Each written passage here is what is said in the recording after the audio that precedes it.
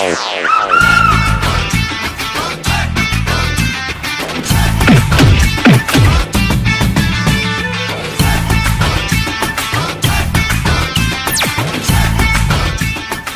করে শালা, তোর এটা আমার লোক কি কাজ করছস? হ্যাঁ, তোরে কইলাম যে একটা মাইয়া আই না তোর লগে না চাইবার লাগে, আর তুই কি করছস? সাসার মাইয়া বানাইয়া তোর লগে তুই না চাইতে।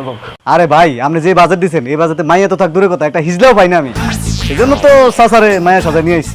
আরে বেটা, তোরে যে বাজেট দিছে এই বাজেটে মাইয়া না পাইলে নাই, আমরা অন্য ব্যবস্থা করতাম। এখন যে তুই যে তোর সাসার যে মাইয়া বানাইয়া না চাইতেছস, টাকা খাইছস, এখন তো সবাই আমার ভাবতেছে আমি টাকা খাইছি, আমি বাটপাই। মূলত তুমি মাইয়া আনবে লাগতে আছে কোন দিছিলা, এগুন দিয়ে আয়ান আর বাতিজা মিলে ব্যবসা শুরু করে দিছিলাম, কি কইছি বুঝছো না? কিন্তু দুঃখজনক বিষয় হলো ব্যবসাতে লস খাই বই রয়েছি, ওই কারণে তোমার টেয়া তো আর দিতে পারতাম না, মান্য আনবার কোনো সুযোগ সুবিধা নাই, হিললে বলি আর বাতিজা আরে মান্য হাজা লাইছে। তবে ভাই আপনি যাই কর না কেন, আমার চাচা কিন্তু মায়ের কথা কোনো অংশে ডান্স কম করে না। একবার দেখে মনে হয়েছে যে একটা জলজন্ত গরম মাইয়া নাচতেছে।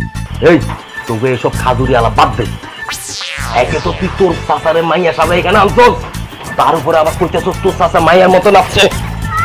তোরা যদি ওদের হাতে আবার গণদোলা না খাইতে চাস তাহলে